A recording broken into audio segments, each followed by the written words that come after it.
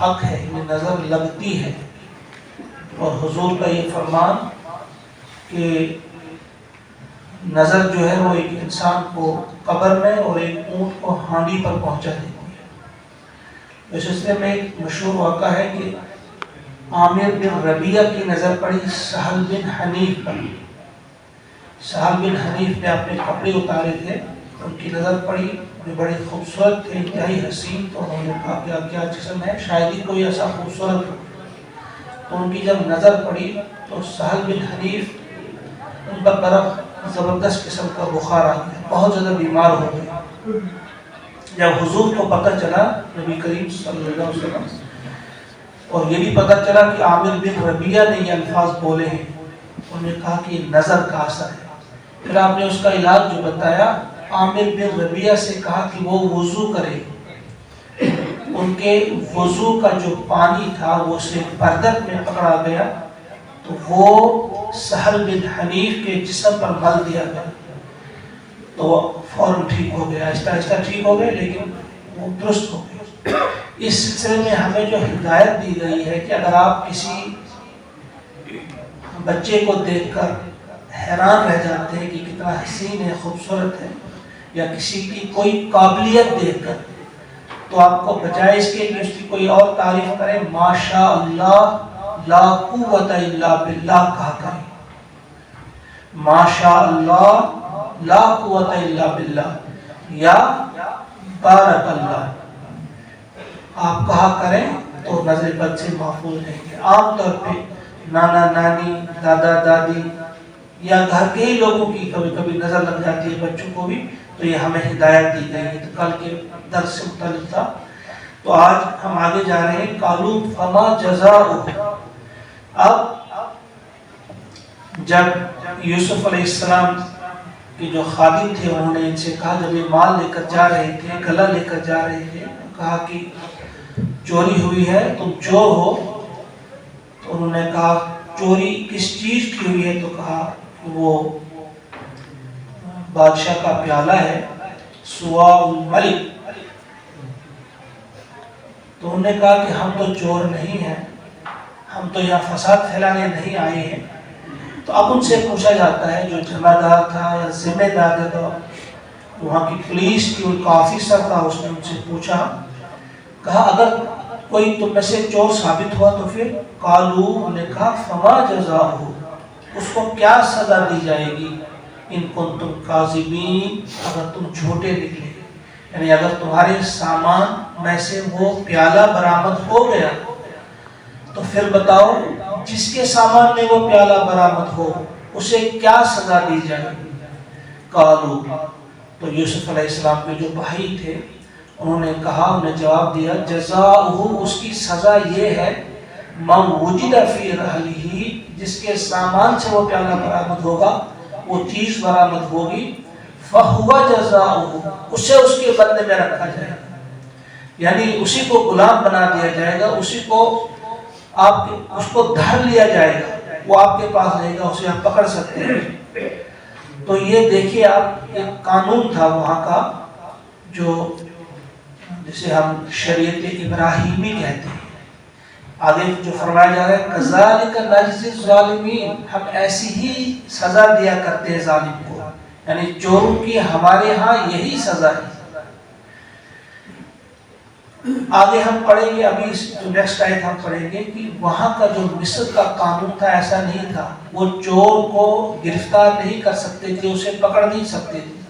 وہاں چور کی سزا ایک تو پنشمنٹ تھی جسمانی، اس کو سزا دی جاتی تھی، اور جو مال مسروقہ ہوا کرتا تھا، چوری کا جو مال ہوا کرتا تھا، اس کی قیمت سے دگنی قیمت اس سے وصول کی جاتی. یہ وہاں کا قانون تھا. لیکن انہوں نے انہی سے پوچھا جو کنعان کے رہنے والے تھے، جو مصر کے رہنے والے نہیں تھے. تو وہاں دین ابراہیمی تھا، تو انہوں نے کہا کہ اس کی جزا یہ ہے کہ اس شخص کو وہاں رکھا جائے، ہمارے ہاں یہی سزا ہے چوری. فبدا، تو شروع کیا اس نے، یعنی یوسف علیہ السلام نے، ضروری نہیں خود ہی کیا، اپنے خادموں کے ذریعے کروایا. کیا کیا شروع؟ بِأَوْئِيَتِهِمْ، تلاشی شروع کی، کھوج شروع کی ان کے بوریوں کی. ان کے بھائیوں کی بوریوں کی، قبل وعاء اخی، اپنے بھائی کی بوری سے پہلے، یعنی جو بوریاں تھیں ان میں سے پہلے بنیامین اس کی بوری کی تلاشی نہیں لی گئی، بلکہ پہلے دوسرے بھائیوں کی، تاکہ وہ ذہن سے نکل جائے کہ یہ کوئی سوچی سمجھی اور چال ہے، خود ہی رکھا گیا ہے وہاں۔ اس چیز کو بچانے کے لیے پہلے دوسرے بھائیوں کی بوریوں کی تلاشی لی گئی اور بعد میں اپنے بھائی کی۔ ثم استخرجا، پھر انہوں نے نکالا اس پیالے کو، من وعاء اخیہ، اپنے بھائی کے پیالے سے، اپنے بھائی کے بوری سے اس پیالے کو برآمد کیا۔ کذالک کدنا لیوسف، اس طرح سے ہم نے تقدیر کی یوسف کے لیے، یعنی یوسف جو چاہتے تھے کہ اپنے بھائی کو اپنے پاس رکھیں، اسے اپنے ان سوتیلے بھائیوں کی شرارتوں سے بچا لے، وہ انہیں اپنے پاس رکھنا چاہتے تھے۔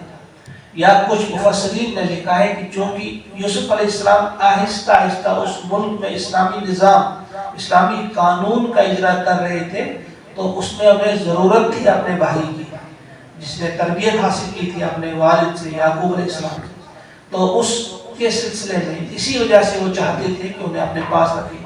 کذالک کدنا لیوسف ما کان لیأخذ اخوہ فی دین الملک، وہ نہیں رکھ سکتے تھے اپنے بھائی کو، وہ ڈیٹین نہیں کر سکتے تھے، اپنے پاس رکھ نہیں سکتے تھے اپنے بھائی کو، فی دین الملک، ملک کے دین کے اعتبار سے، ملک یعنی بادشاہ، جو مصر کا بادشاہ تھا اس کے دین کے اعتبار سے۔ یہاں واضح ہو جاتا ہے دین کا مطلب جو کچھ لوگ لیتے ہیں، اس سے مراد نماز، روزہ، زکوٰۃ، حج ہے، یہاں کلیئر ہو جاتا ہے دین الملک سے مراد لا آف دا لینڈ، یعنی ملک کا جو قانون تھا، بادشاہ کا جو قانون تھا مصر میں، اس کے اعتبار سے، اس کی روح سے وہ اسے اپنے پاس رکھ نہیں سکتے تھے، الا ان یشاء اللہ، مگر جو اللہ چاہے، یعنی اللہ ہی نے یہ تدبیر سجھائی، اسی نے یوسف علیہ السلام کے ذہن میں یہ بات ڈال دی کہ تم انہی سے پوچھو، بتاؤ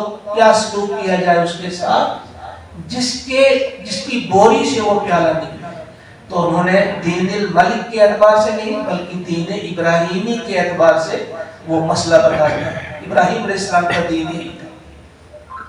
تو فرمایا اللہ یشاء اللہ نرفع درجات من نشاء، ہم بلند کرتے ہیں درجات اسی طرح سے، من نشاء جس کے چاہتے ہیں، نرفع درجات من نشاء، ہم بلند کرتے ہیں درجات۔ یہاں کچھ مفسرین لکھا اس سے مراد ہے علم کے درجات، وفوق کل ذی علم علیم، اور ہر جاننے والے سے برتر ایک اور جاننے والا ہے۔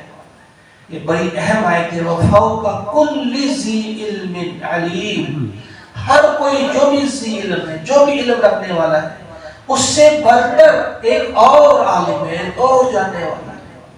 گویا دنیا میں آپ کوئی بھی شخص ایسا نہیں پائیں گے جس کے پاس مکمل علم ہو، کوئی بڑے سے بڑا عالم بھی اگر آپ کو ملے گا تو کچھ چیزیں ایسی ہوگی جس کا علم اسے نہیں ہوگا، اس سے بڑا آپ کو دوسرا ملے گا، اس سے بڑا آپ کو دوسرا ملے گا۔ اور فرض کرو کبھی آپ کامیاب ہو گئے پوری دنیا میں، جو سب سے بڑا عالم آپ کو ملے تو پھر اس سے بڑا جاننے والا جو ہے وہ اللہ ہے۔ وَفَوْقَ كُلِّ ذِي عِلْمٍ عَلِيمٍ، ہر صاحب علم سے بڑھ کر ایک عالم ہے۔ قَالُوا إِن يَسْرَقْ، اب جب نکلا اس کی بوری سے وہ پیالہ، اب ان کے ساتھ جھک گئے شرم سے، وہ سوچتے بھی نہیں تھے کہ ایسا ہوگا۔ صرف بنیامین کو اس کی خبر تھی، یوسف علیہ السلام کے سگے بھائی کو، باقی 10 بھائیوں کو خبر نہیں تھی۔ اب جب ایسا ہوا تو کیا کیا انہوں نے؟ قالوا ان یسرق، اگر اس نے چوری کی ہے تو کوئی تعجب کی بات نہیں، فقد سرق، پہلے بھی کر چکا ہے چوری، اخ لہ، اس کا ایک بھائی، اس کا ایک اور سگا بھائی تھا، وہ پہلے بھی چوری کر چکا ہے، من قبل پہلے بھی چوری کر چکا ہے۔ اب یوسف علیہ السلام کے منہ کے سامنے ہی اسے چوری کا الزام لگایا جاتا ہے، کیونکہ وہ جانتے نہیں تھے کہ یہ یوسف علیہ السلام کا اس کے بھائی نے پہلے بھی چوری کی تھی۔ فَأَسَرَّهَا يُوسُف، چھپا لیا، دل میں ہی رکھ لیا یوسف نے، فی نفسی، اپنے دل ہی میں اس چیز کو رکھ لیا، وَلَمْ يُبْدِهَا، اور ظاہر نہیں کیا اس چیز کو لہم ان کے سامنے۔ اب یہ جو چوری کی بات ہے، اس میں کچھ روایتیں آئی ہیں کہ جس وقت بنیامین پیدا ہوا، ان کی پیدائشی ذریعے موت بنی ان کی ماں کی۔ اب یہ دو بھائی تھے، اب ان کے لیے مسئلہ تھا کہ کون ان کو پالے، تو ان کو ان کی پھوپھی کے حوالے کیا۔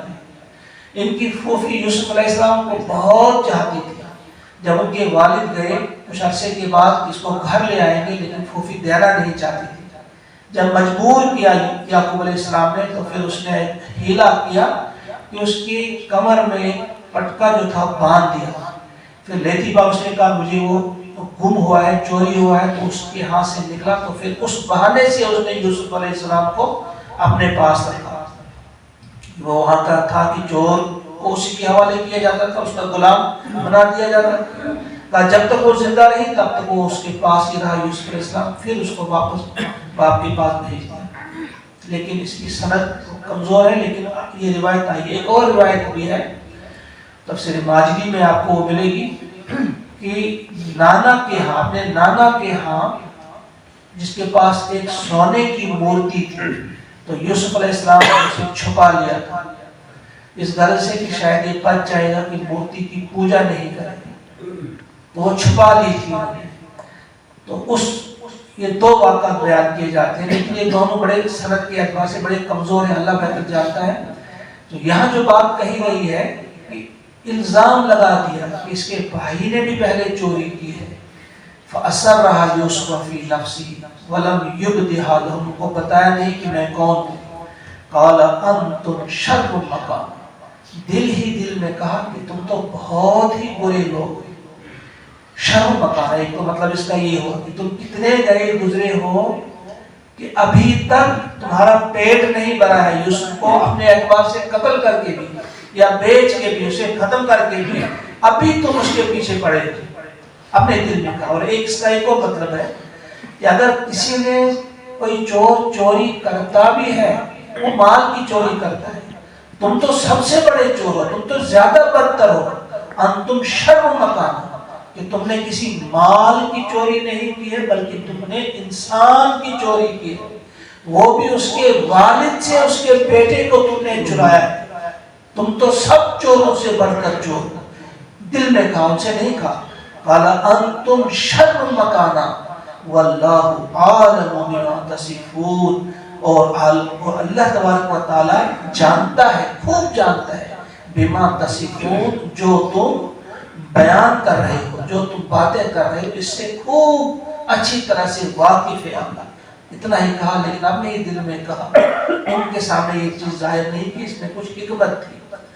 بہرحال اللہ تعالیٰ سے ہم دعا کرتے ہیں کہ وہ ہم سب کو توفیق عطا فرمائے ان آیات پہ غور و فکر کرنے کی، تدبر کرنے کی اور عمل کرنے کی۔ وصلی اللہ وسلم علی سیدنا و مولانا محمد وآلہ وصحبہ اجمعین برحمتک یا ارحم الراحمین۔